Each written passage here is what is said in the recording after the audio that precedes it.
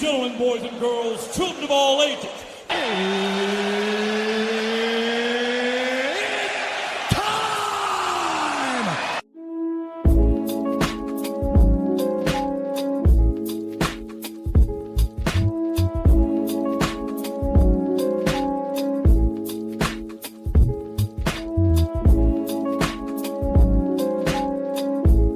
Hello there, welcome back to another edition of the My Two Cents Podcast. This is episode 165, hosted by G2, and I'd like to ask every single one of you, how are you doing today on this beautiful Sunday morning? At least it's beautiful for me. For other individuals, it might be raining, it might be something going down. I just would like to ask every single one of you, how are you doing? That's just the big thing here. I hope everybody had a great week. I hope everybody was able to get whatever they wanted to get out of this week. We are entering March by the end of this week. So I hope everybody was able to enjoy their February. If not, you got a couple more days before February is out. So please try to enjoy February as much as you can, because as soon as we enter March, best believe it's almost about time for St. Patrick's Day, meaning a lot of people are going to be out there at the bars and all that type of stuff, drinking and getting themselves inebriated. I'll get more into that when it's time for St. Patrick's Day, but I'm just letting everybody know it's coming up. Moving off of that, let's get on to our National Food Days of the week here. Today being February the 25th, it is National Chocolate Covered Nuts Day, as well as National Clam Chowder Day, and also National Pancake Day. Tomorrow, February the 26th, it is National Personal Chef's Day. So if you have a personal chef, tell them to whip you up something, but also leave them a tip. And also National Pistachio Day. February the 27th, it'll be National Strawberry Day. February the 28th, it is National Chocolate Souffle Day. Then, to end us off for February the 29th, it'll be National Chili Day, as well as Surf and Turf Day. Now, entering into March 1st, it'll be National Fruit Compote Day, as well as Peanut Butter Lovers Day. Then, to round us off for March the 2nd, it'll be National Banana Cream Pie Day. So now that you know all the national food days of the week, I hope you're able to enjoy yourself. I hope you might be able to whip yourself up some pancakes. Pancakes are always great. I like pancakes more than waffles. Anyway, sorry. Had to just throw that out there. It just was on my mind, so I just said it. Anyway, now moving on to the first topic I do want to talk about. Still sticking within the food department here. It would state from CBS that $568 million worth of cocaine were found in hidden bananas.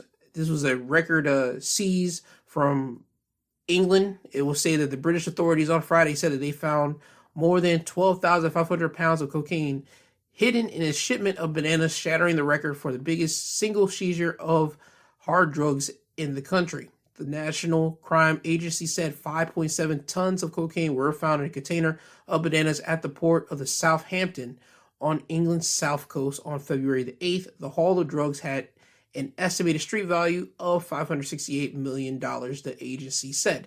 Before the massive bust, the previous largest seize of drugs in the UK was a 3.7-ton haul of cocaine found in Southampton 2 years ago, and before that, 3.2 tons discovered on a tugboat in Scotland in 2015, the agency said. The packages of cocaine found this month were concealed in a cargo of bananas, which has been transported from South America. So you have that. The officials believe the drugs were headed to Hamburg, Germany, and onward there to be delivered wherever they go to be delivered. That's crazy. I'm not going to lie to you. You smuggled your cocaine with bananas? That's nuts. I mean, that's creative, but I mean, that's nuts for you to do that. They will show photos of it. You can see like the bananas laying on top of the bricks of cocaine that were wrapped up. It just looks insane to me.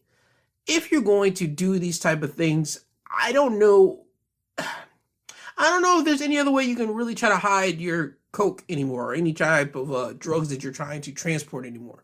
I'm not a drug dealer, but by God, every time I look at some type of news reporting, they always talk about a drug bust or some type of seizure of drugs. I mean, dude, I don't know how you guys are able to try to even just do what you guys are doing. I don't know.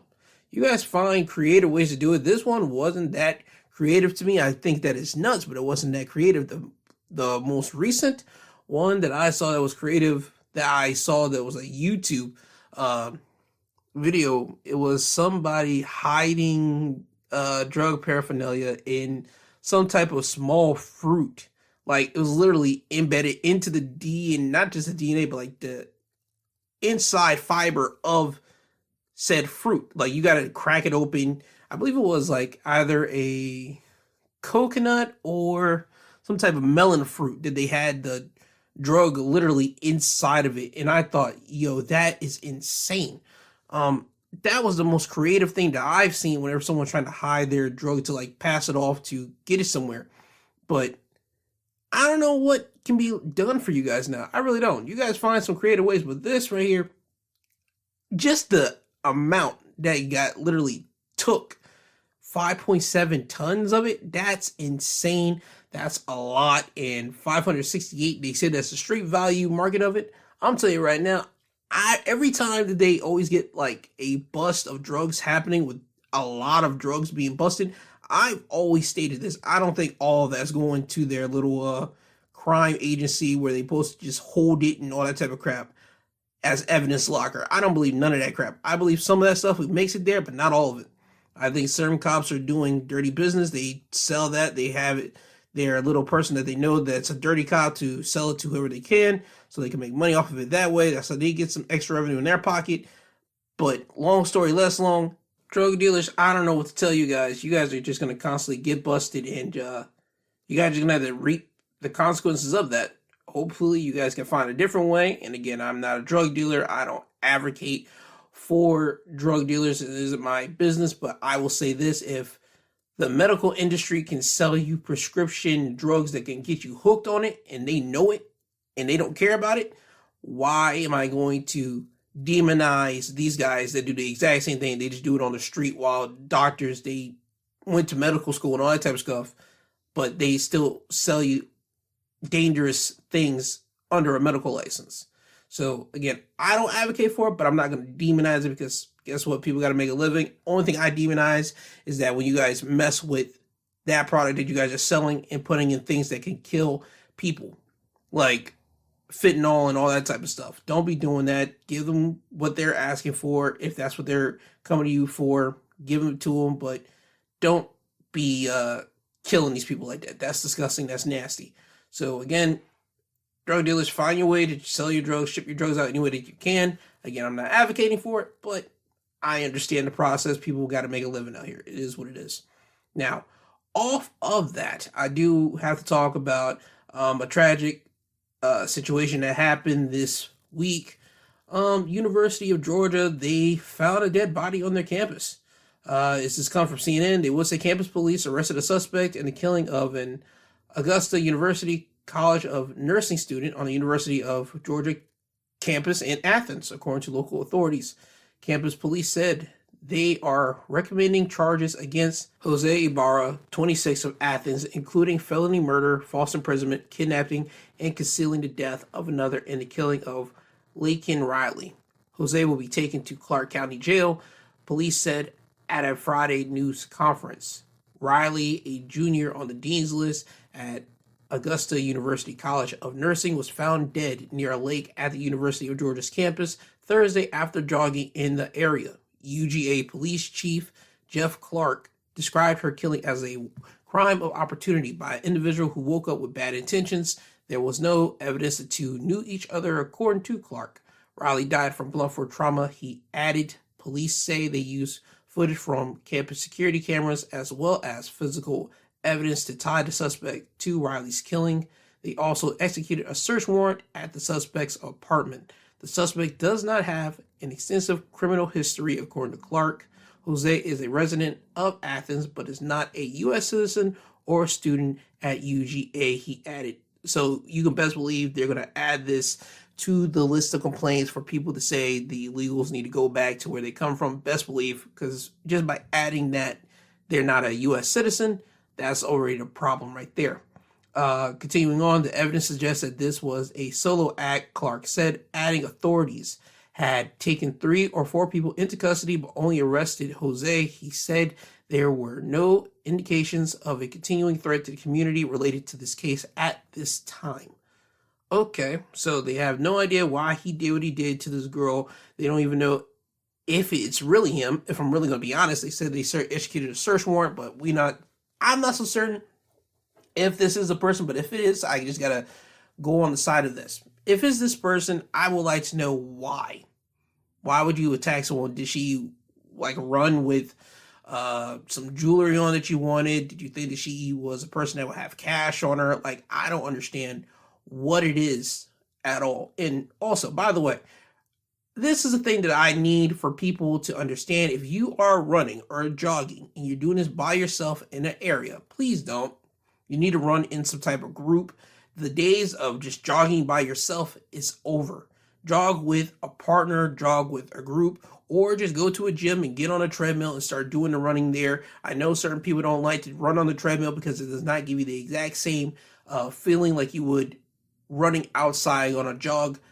If you don't have a partner or you don't have a group, for the love of God, just go to the gym and just run on the treadmill. Please do that. That's way more safer than doing this. There's been a lot of cases of people going out on jogs and then somehow end up getting kidnapped or getting sexually assaulted, or in this unfortunate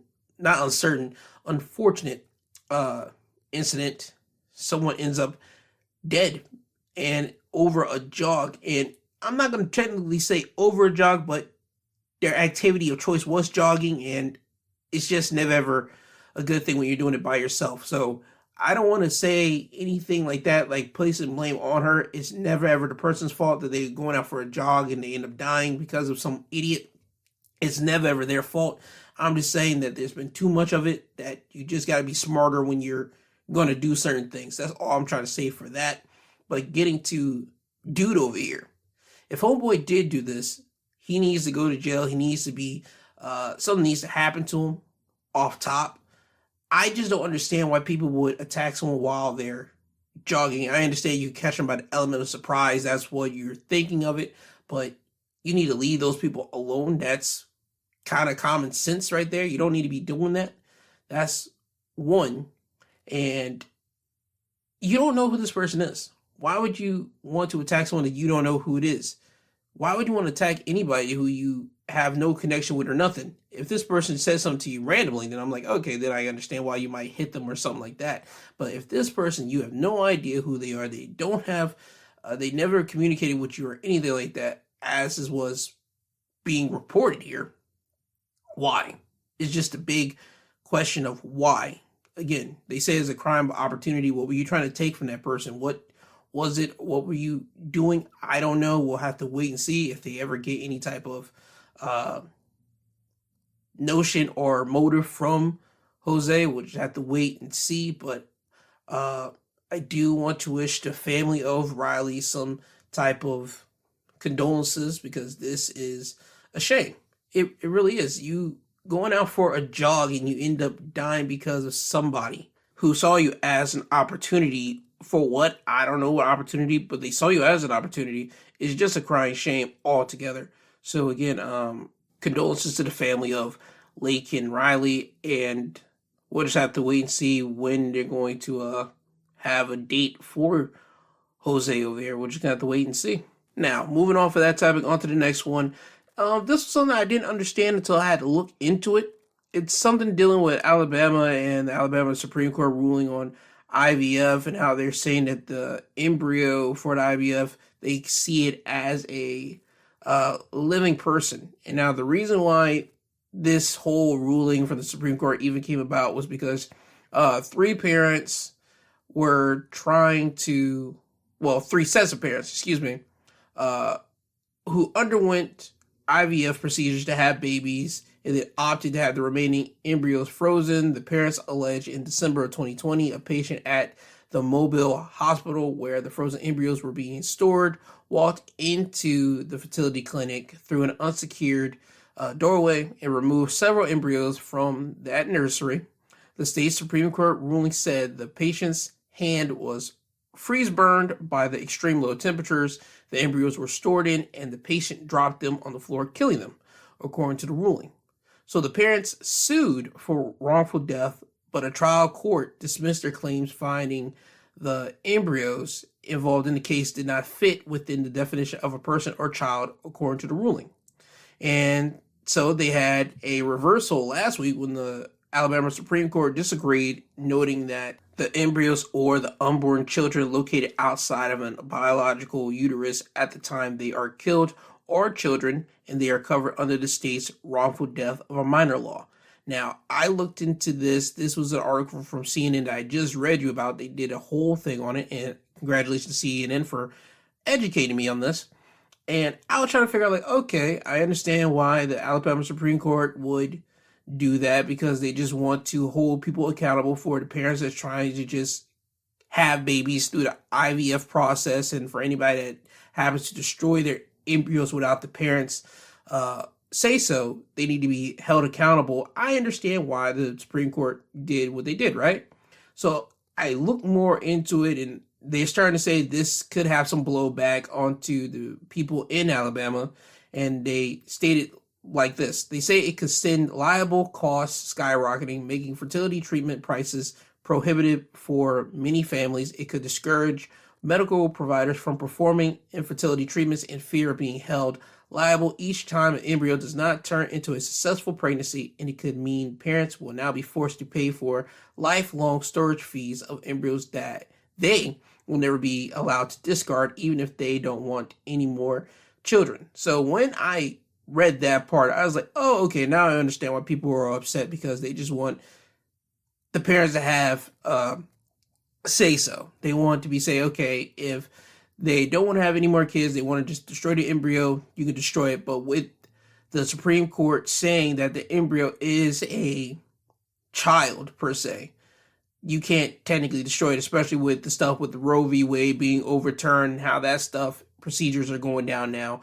Now I understood why people are freaking out. Now I understood why all this stuff is happening. So then as the week would go on, you start seeing Republican candidates start defending IVF, and they're starting to come out. And it's real funny, because people would say that this is what happens when you vote Republican. Republicans are known for always being pro-life, trying to make sure people don't have abortions and all that type of stuff. But now they're trying to defend, or trying to say that the Alabama Supreme Court, they got it wrong and all that. Listen here, I'm gonna just state this. I think it's should be up to the parents. I think not the court system. I think the original case that happened with the person trying to steal the embryos and end up getting freezer burnt and dropping the embryos, I think that person should be dealt with. Yo, dog, you just killed a possible person. You just killed something that had no business you touching. I feel that person should be hit with a wrongful death suit. And people might say that's crazy because that embryo was never ever a child. You just killed someone's right to have a child. That's what you just did by killing that embryo, because you were doing something. I don't understand what that person was doing. So for this reason alone, I understand why that person in particular should be hit with a wrongful death suit. And that type of the law for the AO, they're treated as children outside of the uterus. That pertains to that particular person, because they had no right to touch those embryos. Now, going off into the future, this thing should only hit whenever parents are trying to have kids and they want to not have no more kids. Like they did IVF. The IVF works. Okay, now we have so much embryos left. Do you want to discard them or what? Okay, yeah, you can discard them. You should be able to discard them without saying, oh, well, we can't discard them because they're unborn children. No, it's up to the parents. That's all this thing should ever be boiled down to. It should not be hard to follow. I'll make it easy. If someone, not the parents, touch the embryos and decide to destroy them, then you're hit with wrongful death suit. But if you, the parents, decide to destroy the embryo, it's over. You should not be held liable or anything for it saying, well, that's an unborn kid. This is so simple, so easy. It mind boggles me how whenever you're a kid, Everything is so easy. They tell you to tell the truth, do right, don't do wrong. You know the easy phrases to make life simple for kids. But somehow when you become an adult, things become stupid. People make things way more complicated. This situation is not a complicated situation. If you're doing IVF so you can have a baby, you as a parent should be able to make the decisions for what you want to do. Not the state, not the government, not none of that. That's all on you. And if someone inside of the medical building happened to do what this dimwit did, trying to remove the embryos with his bare hands for some ungodly reason, and he ends up destroying the embryo by dropping it, he or she should be placed with a wrongful death suit. That's the way it should happen because, again, the parents did not tell that person to touch said embryo. So this whole situation right here, this is just smoke and mirrors to me. I hope that the parents are able to do whatever they want. I hope that people that are trying to have babies through IVF are able to do so. Again, this whole thing was nuts to me. It's real elementary to me. But again, when you're an adult, they like to make things way more complicated than necessary. And this right here, it isn't that complicated at all. At least in my opinion. On to the next topic. One day this week, a lot of people's cell phones started going on SOS. As a matter of fact, my brother called me up and he talked to me on FaceTime during SOS because he couldn't access his phones. He couldn't call, send text, all that type of crap. I don't know what happened with that whole telephones going down. I know my phone didn't go into SOS mode at all. My phone was fine and dandy. It just certain people in different carriers. I'll say this. This was a nice, good glimpse to see what it would look like for all these people freaking out and see how just not having your telephone working properly, how people will start going off. I started to see people on Twitter tweeting, "Ayo, AT&T, blah, blah, blah. Get my cell phone right. When I get up from work, when I get up from sleep, you better have my phone right." It was hilarious to me. It was because I got to harken this back to when you were a kid, there were certain things in your life that you knew that you had to do and that you didn't have to worry about. It seems that when you become an adult, especially in this new age of being an adult, and sometimes even with kids now, with kids getting cell phones and all that type of stuff, you have to be on the alert and have to be ready for all these type of phone calls or be notified or this or that. When you were a kid back in the 90s or even the early 2000s, I'll say for me, you knew you had a certain list of rules that your parents gave you and you knew it. You got to be home before it starts hitting dark. You got to be at this particular area. You can't go out of this area because guess what? I have someone either following you that you don't know about, or there's people in said area that I know that if I decide to make a phone call and say, "Hey, is my boy there?" Guess what? They will tell me whether you're there or not. I mean, there's probably some old timers that are grandma and grandpas that can probably tell you their rules of engagement that they had before cell phones and all that type of stuff to even communicate. Hell, there was at one point where people didn't even have cell phones like that. And guess what? You just had to just be around. And whenever you got home, but you knew what time you should be able to get home by. There were all these different things that now kids now and adults, you have cell phones and everything. If something even remotely goes wrong or you think is going wrong, you're able to call up, "Hey, you good?" "Yeah, I'm good. What's up?" "Nothing." Then you can click, "Okay, that was weird." Or you can bug them or this and that. I mean, cell phones and all that stuff are great and all, but some people abuse the devil out of a cell phone, calling and texting for ungodly reasons just to annoy, aggravate because they know they can. This cell phone outage was just pure fun to me because I would like to see how people really would react without having their cell phones. If your cell phone data was not working properly, do you know how to do what you used to do when you were a kid? If you're in your late 20s, early 30s, even late early 40s? Do you know how to revert back in time to get in touch with people that you need to get in touch with when you actually do have to get in touch with? Do you know how to handle yourself? Do you know how to just be with yourself without having to communicate with someone else? That's the type of stuff that I'm always intrigued in. And this gave me a small glimpse because, boy, was Twitter fun. Just to see people tweeting and having a breakdown of all these proprieties and notions. It was great.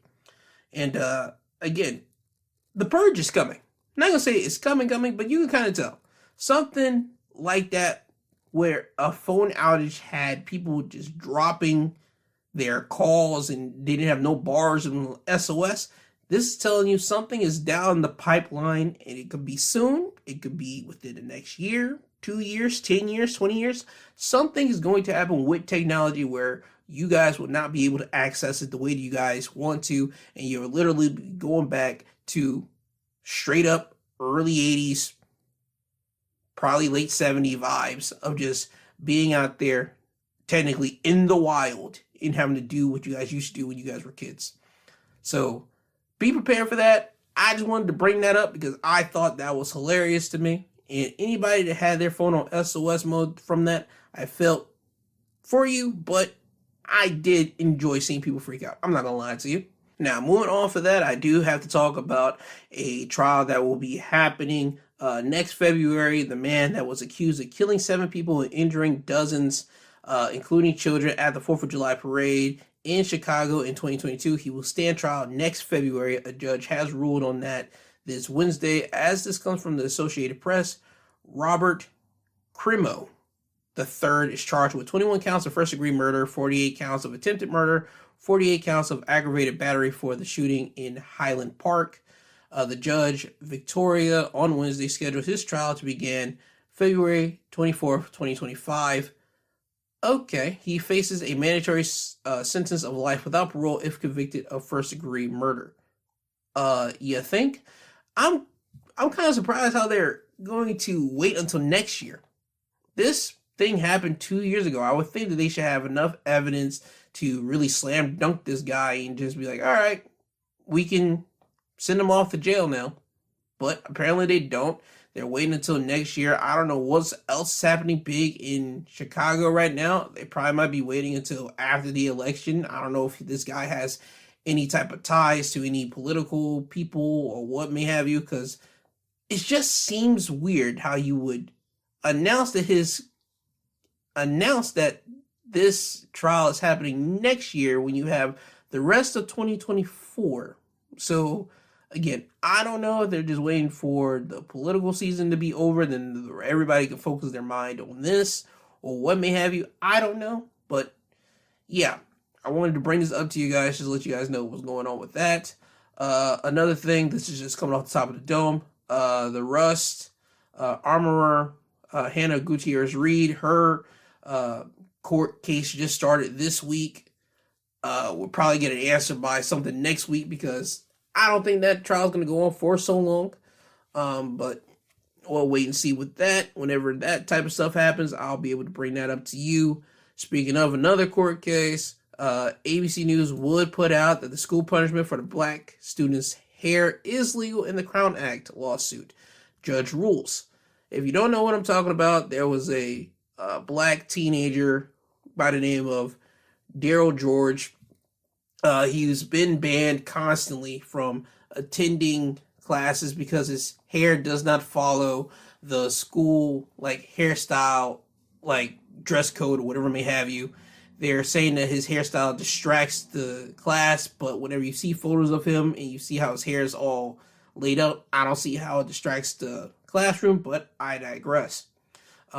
He will constantly get suspended multiple times. He'll get suspended. He'll be then placed into alternative schools to still make sure that he catches up on his work. And then when he did come back to the school, he would then get suspended once again because his hair did not follow the dress code for said school. And I thought, okay, since the parents were going to take the school to court over this because it violates the state's Crown Act, they would pay some type of fine, the school would, to Darryl George. That's not the case here. Instead, the court decided to say that nope, they are able to suspend him, have discipline of Darryl George, because that ruling, that hairstyle, does not violate the state's Crown Act, which prohibits race-based hair discrimination. And again, when you look at Darryl George's hair, I don't give a damn who you are. You're not going to see a white kid wearing that type of hairstyle. You're not going to see a Oriental, a Asian, or Hispanic person wearing that type of hairstyle. That hairstyle is kind of for the black experience. It is what it is. So I'm trying to figure this out. How are you able to do this to him and his hair isn't like, I don't get it. I do not get it. That dress code was stupid. It's dumb. The hairstyle dress code for it is stupid and dumb. I just don't understand it. See, the silver lining for this situation is this: Darryl George, he is a senior. Last time I did read an article about this, whenever this first thing started to come about, they said that Darryl George is a senior. This is last year inside that high school, and even though he would get suspended and have in-school suspension and all that type of stuff, that did not hurt his academic standings. He was still able to get his schoolwork done and all of that.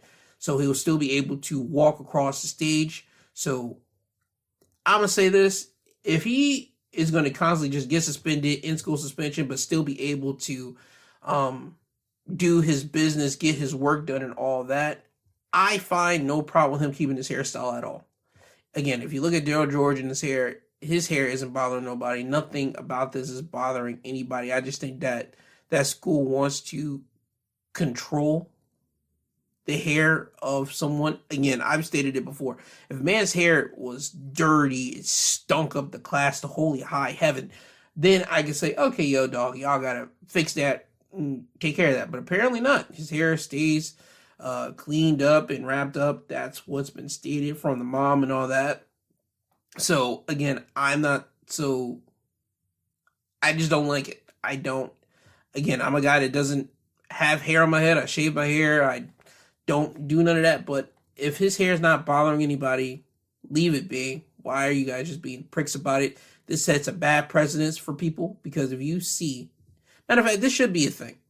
If someone that is of the black community sees someone with a black person style hairdo, and you know what our hairdos are, and they're in that school and they don't get suspended or no type of disciplinary action, then the parents should be able to sue them for that. The parents should be able to sue that school for saying, yo, why are you guys not doing nothing there? Why are you guys not going to get at them for that?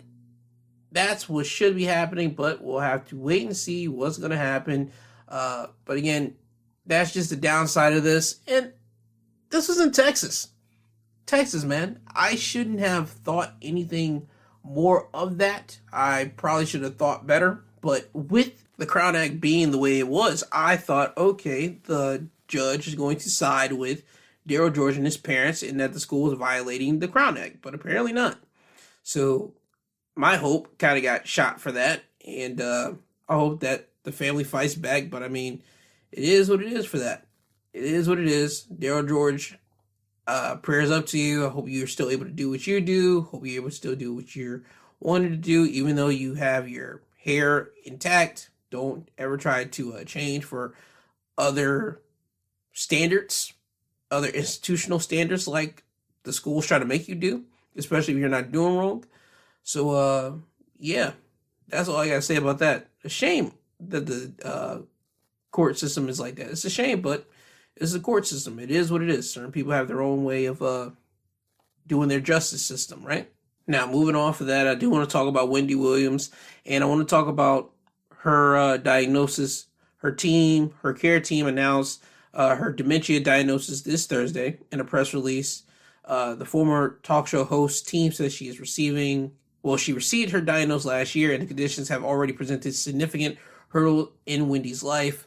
Wendy is still able to do many things for herself, the team said in a statement. Most importantly, she maintains her trademark sense of humor and is receiving the care she requires to make sure she is protected and that her needs are addressed. She is appreciative of the many kind thoughts and good wishes being sent her way. She has been diagnosed with aphasia and temporal dementia per her medical team. According to Mayo Clinic, aphasia robs you of the ability to communicate and can affect your ability to speak, write, and understand language, both verbal and written. The group adds that the condition typically occurs suddenly after a stroke or a head injury, but it can also come on gradually from a slow-growing brain tumor or disease that causes progressive, permanent damage.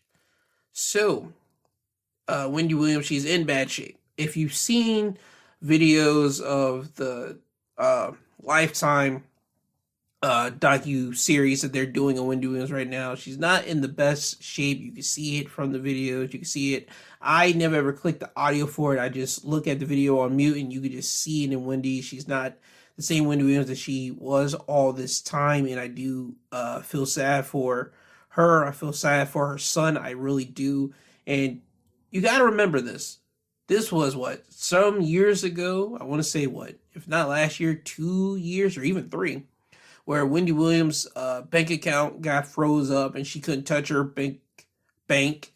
She couldn't touch any of that. The bank was acting as her guardian, saying, nope, people are in her life are trying to take money away from her, yada, yada, yada. And Wendy was coming out saying that she can't pay her bills and all this type of stuff because the bank is literally holding her money from her. Wendy has been having a tough go at it, just straight up tough go, and it's a bad thing to see. And I want to talk about that. I want to talk about something that I've been noticing on Twitter when it comes down to Wendy Williams and this diagnosis that came out this past week. There was a lot of people on Twitter and a lot of people just in social media in general not really having compassion for Wendy Williams because Wendy Williams would be messy. Wendy Williams would be Wendy Williams. The way for Wendy Williams was back in her time whenever she was on TV was to be the messy person, to be the person carrying the gossip, being the person to speak a certain type of way about people, their marriages, any type of drama or any type of controversy that this person was in. She would talk about it on her show, and it would feel that she was not showing compassion to these people in their time that they were dealing with. And the way that Wendy Williams is going right now, I see a lot of people doing the exact same thing to Wendy. They're not showing her compassion. They're not showing her any type of empathy. And it's crazy to see that. I'm a guy that holds grudges. I've said that on this platform many of times. I've been trying to change my ways. I really have been trying, but I know my traits. I still know me. I still hold grudges for people that done me wrong. And just to see the way that people talk about Wendy and how this is kind of like a karma type thing to her, I don't know how to feel. I really don't. And one way I can understand how people are doing Wendy Williams, how they can talk about Wendy the way they're talking about her, I can see it. Because, again, Wendy Williams, she was that host. She was the host that you came to hear all the messy drama, all this type of stuff. And in a way, I'm not going to say she was kind of like celebrating it. Because in her way, she wasn't. She was just talking about it in her style. But she did not have discernment in the way that she would talk about certain individuals. And now, with the way she's being treated, and the way that she's kind of her situation going down, and the way that people are talking about her, I can see how people won't feel the exact same way of showing her compassion, giving her some type of grace. I can see people talking trash about her and being happy about her demise. I can see that. And I can see their point of view, but I can see the point of view of, two wrongs don't make a right. She messed up. That doesn't mean for you guys to pile onto her and her condition. You don't need to wish and celebrate on Wendy Williams' demise the way that it's happening right now, the way that she's having to deal with this. And I feel more on that side because of the son.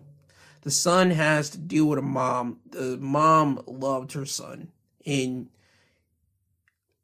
I just know from personal experience, the way that my mom loves all her boys and her kids. If my mom were to come down with some type of disease or some type of illness the way that Wendy Williams has right now, and someone was celebrating her demise, I would be fuming. I would try to find that person. I ain't gonna hold you.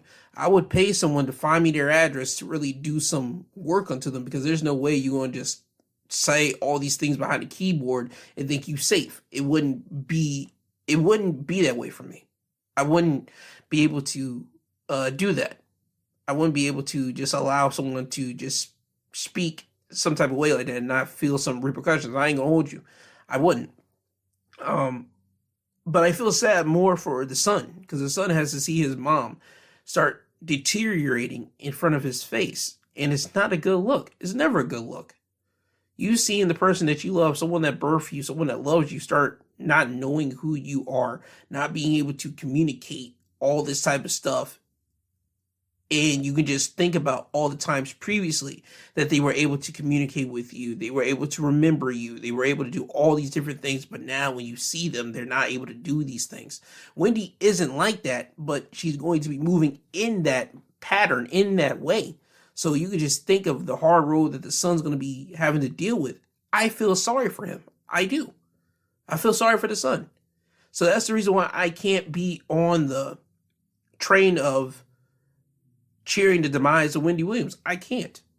She did some wrong in her time. Yes, she talked the way that she talked. Yes, to gain some notoriety, to gain some fame. Yes, it was distasteful in a lot of ways. Yes, 100%. I'm not going to deny that. However, this right here, this demise that we're seeing in front of our face, because it's on television, it's on social media. People circulate the video. People circulate the photos of how she's looking recently.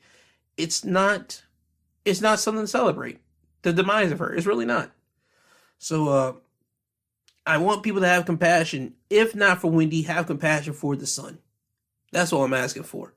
Have compassion. If not for Wendy, have compassion for her son. That has to see his mom start not be the vital, like, mom that he used to, like, see. That's all I'm asking for everyone right now. And again, I send my love and my well wishes to Wendy Williams, her team, the family, people that care about Wendy truly. Because, dude, this is bad. This is bad shape. And for them to announce that, that's just heartbreaking. So, I send love, light to everybody that cares about Wendy, and I hope that Wendy's time, the way that she has left, is at least they can make it great for her, the best that they can. That's all I could ever ask for, to be honest with you.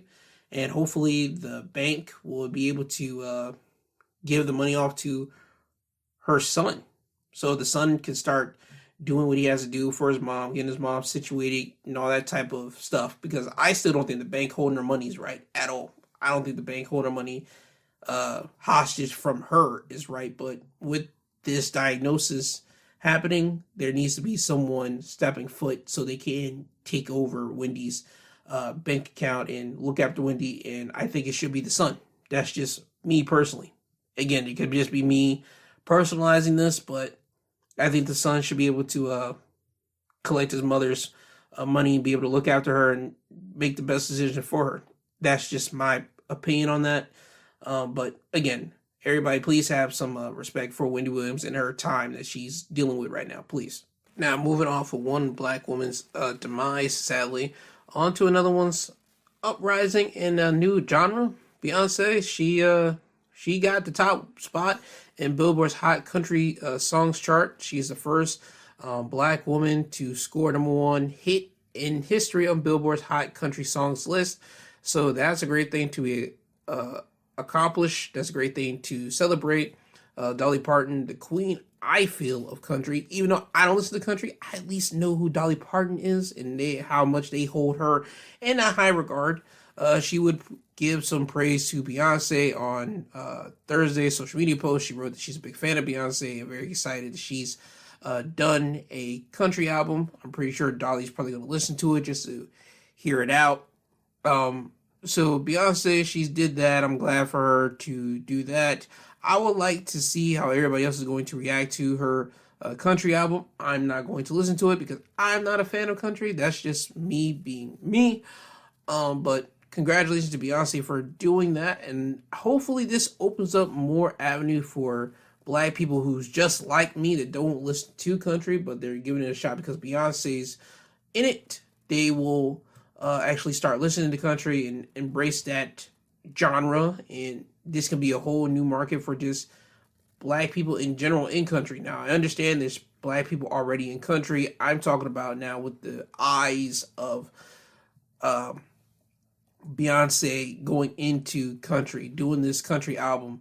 Hopefully, by the way, I want this to be known, Beyonce, since you're entering this genre here, I hope that you actually have some black country stars on your album, and hopefully they can be uplifted with you in this album. Hopefully you're bringing new eyes and ears to these people for people to hear them on your album and say, okay, who's that? All right, guess what? This is who that is. And guess what? They can get people to actually notice them and actually listen to their songs. And you get my point here. So with Beyonce entering this new genre, and she has an album, and she's doing an album, I'm not sure if it's done or not, but I hope that she's able to contribute to that genre by uplifting other black artists in said genre so people can listen to them and basically bring more money into their pocket. That's all I'm hoping for them. So again, congratulations to Beyonce for the country songs being on the Billboard Hot Country list, #1. Congratulations. Anything else I do want to talk about? Any shows I've been watching lately that needs to be talked about? I've been watching Couple to Thruple. If you haven't seen that, that's a show on Peacock where you have, I want to say there's 4 couples at the start of it entering this like resort, and during this process they meet 16 people. They have a ceremony from time to time saying who they want to introduce that single individual into their relationship to turn it into a throuple. They have to navigate to see if that person is right for them or that couple's right for that person. They go through all this stuff, and I think the season finale is coming on this Thursday for Peacock. I've been watching that series. It's a fun and entertaining series because I like to see the human emotion, especially with something was so taboo that's starting to come into the public light, like something like this, like polygamy. Monogamy has always been the thing. That means 2 people just in a relationship, but now with polygamy being out and about and people actually talking about their experience with polygamy and people on this show trying out polygamy, it's fun crash course TV just to watch, I feel. So if you want to see how people deal with seeing their partner mess around with another person in front of their face, it's a fun show to watch and see. And this will give you some insight on knowing whether you want to do polygamy or not, or if you're that type of couple or not. So that's what I've been up to. That's what I've been watching lately. Anything else I do want to talk about? I don't think so. I think that's about it. So it's time for me to get you guys out of here. A little self-promotion before I get you guys out of here.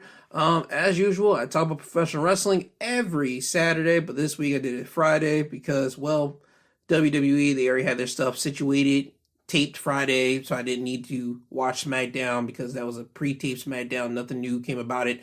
Anyway, Wrestling Highlights of the Week is available to you now. It's up there. Same thing with WWE's Elimination Chamber review 2024. It just happened yesterday. It was in Australia. Fun show. Go listen to it to find out who won, what matches, where storylines are leading up to. Since we're leading up to the road to WrestleMania, big thing coming out of that Elimination Chamber event. Cody Rhodes wants to have a match with The Rock. I don't think it's going to happen one-on-one. I think they're going to do a tag matchup, but I get more into that on that episode, so you can listen to that there.